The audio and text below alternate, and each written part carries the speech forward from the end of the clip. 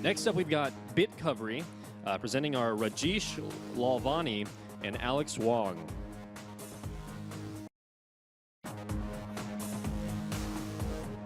Hello, everyone. I'm Raj from Bitcovery, and with me I have my co-founder, Alex. Bitcovery stands for Discovery of Bits, as in digital entertainment. No analogy is perfect, but this is pretty good. Instagram for digital entertainment. Let me explain. I know I have some friends who I go to for their recommendations on books.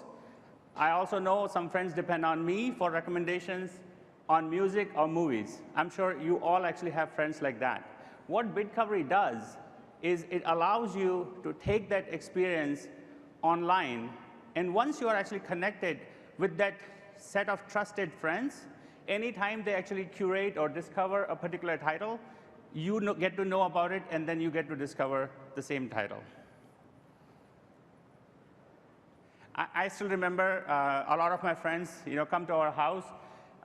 The first thing they do actually is they go through our bookshelf, and this is how they actually discover a lot of books. The problem is my bookshelf has not been updated in last 6 or 7 years, because all the books that I buy them on my iPad. So what we want to do actually is that we want to take that whole experience online so we can actually do it in this today's digital age. Let me show you a demo of the product so you see what I mean. So this is my profile page. I basically say I want to connect with friends. You can actually connect using email or text. And you can, of course, type in the name of the person from your address book. And this is the email that actually goes to the person. Once the person actually accepts, now you are actually connected. From this point on, anytime the person actually adds a new title, this is actually shown on your feed. So this is Alex, and he has been actually doing a lot of curation, and I actually get to find out. Looks like he has been doing a lot of curation in jazz. And this is one interesting album I found out through him. It was Diana Krall, and it was holiday songs. So that is something that I was actually looking for, and I am actually into jazz. I was very curious. And we can actually see the details. We can actually even preview the songs. You better watch out. You better not cry. Better not pout. I'm telling you why. So it looks like Christmas is going to come a little bit sooner for us at TechCrunch Disrupt. So it's very simple now. So you can actually preview the songs. If you actually want to buy the songs, you just click on Buy button, and it will actually take you to Apple iTunes, or if it is a book, then it will take you to Apple iBook Store, and you can actually just buy it from there. We can take a look at the demo.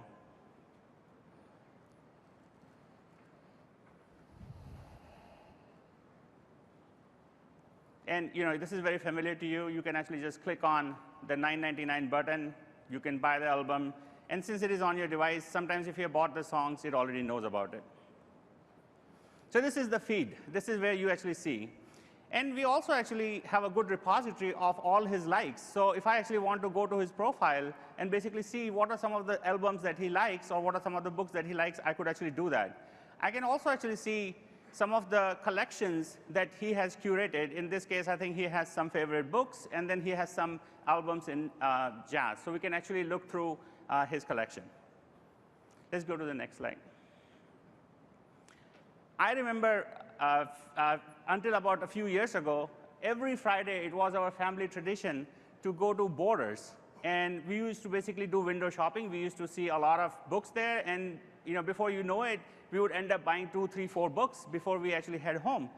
But now Borders is out of business. And mostly we are buying books online. So one thing that we want to do is that we want to bring this whole experience online. So let's see a demo of the online, this window shopping. So this is basically the books that are actually trending, in our Bitcovery community.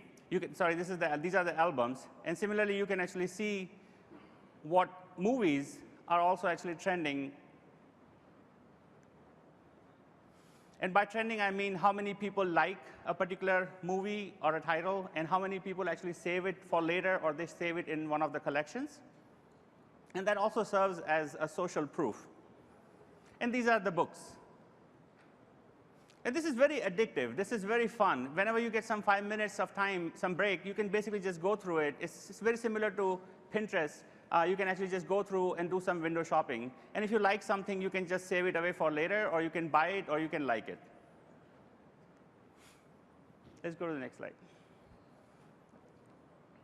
So I actually showed you, I mean, in life, basically, you have so many choices. What social proof actually helps you do, it actually lets you see the number of people who have liked it and choose the right title. Let's move on. So the market is actually very big and emerging. I mean, Apple's users are already actually buying $20 million worth of content a year. And the question is not, what percentage of it we can actually help, but the question is, how much bigger can we actually make it? So what we are doing today we are actually launching iPhone and iPad app. And you can, of course, download it from bitcovery.com, or you can download it from appstore.com/bitcovery. Since we are launching it today, don't expect a lot of users or a lot of titles on it.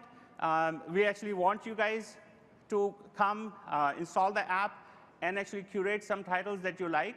And that will actually get the ball rolling for a lot of our users in the community. And we want all of us to basically discover some great content together. Thank you. All right. That's Bitcovery. Judges. So the first thing that I think of immediately is, why isn't looking at any TV show, any movie, any books? They all have their own Facebook pages. You already see how many people like those things, and they're managed by the brands behind the books, brands behind the movies, brands behind the products. So what's the differentiation for the need for this versus just settling with what you're already able to see in relative mass market, the number of people that are liking things? You can go to any individual friend of yours, and chances are, if they have a Facebook page, you could probably see, if they choose to, what things that they like. I think, you just actually said something, so many places that you actually have to go to. And even if you actually look at Facebook, I actually get this feed, and it's very transient. So basically, I would see a friend of mine liked a particular album. If I actually do something with it at that point, fine. But otherwise, it's basically just gone. So what we have done is a very vertical, focused app around digital entertainment and discovery of that. And it also actually has storage, so you can actually always go back to your friend, or you can actually go back to feed. And it's all about music or books. So it's very vertically focused. For example, we can actually even show you the songs that are actually in a particular album, which Facebook would not do because that's not their core focus. So I would love to see this exist because it's very noisy, trying to get this information from your friends. But most media discovery sites without consumption tend to fail, except for maybe books. I mean, they've almost all failed. What makes you guys different? So one of the things that is very unique about this actually is we are not actually trying to change the consumer behavior. Whoever I have actually talked to, this is how they discover books. This is how they discover music. So whatever actually already happens offline, we are just bringing it online. This is how most people actually work. They actually would like to find out about new books from their friends. So it is actually so simple, and it is it's amazing to me that actually it has not been implemented so far. But the separation of the consumption piece from the discovery piece has been, I think that's the main reason that most of these discovery sites haven't actually worked. So actually, in this particular case, if you ask me, yes, maybe they do not actually enjoy the song inside Bitcovery, but actually it is tightly integrated, because you can actually, in using our app on iPad or on iPhone, you actually go from discovery to preview to buy, and then the song actually exists on your device. So you actually just start enjoying it right there. So consumption happens on the device. In the 30-second sample? No. So so you do the preview, but once you buy it, it is downloaded right there on the device, basically, right? So it is actually happening. Yeah, once you buy it. Yeah. Okay. So when you first get started, you won't have that many users, right? Because you're just getting started. And how do you think the recommendations, the quality of the recommendations will be affected, in the sense that I won't have that many friends who are yet on the system, as opposed to something like Amazon that has a lot of volume and has collaborative filtering? They're not necessarily my friends. I don't have that layer of data, but yet I have a large set of information about what people are buying. So it's actually, how would you tell me that it's going to be better recommendations than what I would get from something like Amazon? No, actually, it is very different. Actually, for it to be useful to me, I don't actually need to have 1 million users on the system right now. What I did basically was, as soon as we launched the app, I believe just yesterday, I invited 5 or 6 of my friends whose taste in music or books I like. And they immediately actually downloaded the app, and they started already liking, search and then like. So I already actually started. If you see my feed, it already is very full of a lot of albums and a lot of books. So it is really not a very big chicken and egg problem, because everybody has kind of this set of trusted friends. So they would actually start doing that right away. And they can actually do that regardless of how many other people are there in the community or not. Yes, it is true that the trending part becomes more interesting as we have more users on it. And I think this is something that I have done before in my previous startup. I actually buy some seed users by advertising, and then as they like or save some titles, their friends find out about it, and they invite their friends. And very quickly, in my last startup, Josh knows, I basically stopped advertising within a month, because the new users that we were actually getting through viral marketing, they were orders of magnitude more than what we were actually doing through advertising. Josh, can you jump in and explain what nodding your head a lot means? Yeah, so I mean, look, I've known Raj for a long time. I remember Social Calendar really well. And it's interesting that a lot of these problems in these social platforms is giving people reasons to actually put information into the system. So I think it's clear that there's a holy grail. If we get a lot of people expressing what they like, it's super interesting to everybody else. But that intrinsic motivation to go through and just rate a bunch of stuff is something that pretty much everybody who's tried this problem has kind of gotten stuck at. Goodreads is probably one exception. So like, what do you think is your key unique hook that's going to get me to go in and go, oh my God, like rating stuff is more fun than ever before? And it's not just because I love to tell my friends, or I'm doing this for my friends. It's usually doing it for yourself. Yeah, so I think very good point. So there are a few things that actually, why we actually did it. So one is that, Vanilu is very successful, for example, but, it's not very easy for me to actually share with my friends, what genes I like.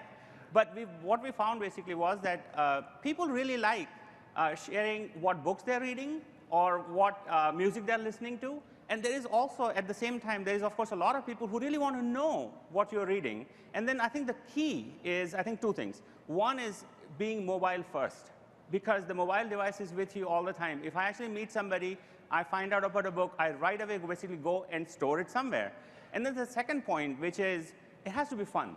So trending part is just so much fun. You just, whenever you get 5 minutes, you are going to pick up the kid, or you are basically waiting in a line, you basically just go there and you go through the titles. You will, I bet you will actually find 1 or 2 albums that you would end up buying right away, or you will at least save it for later.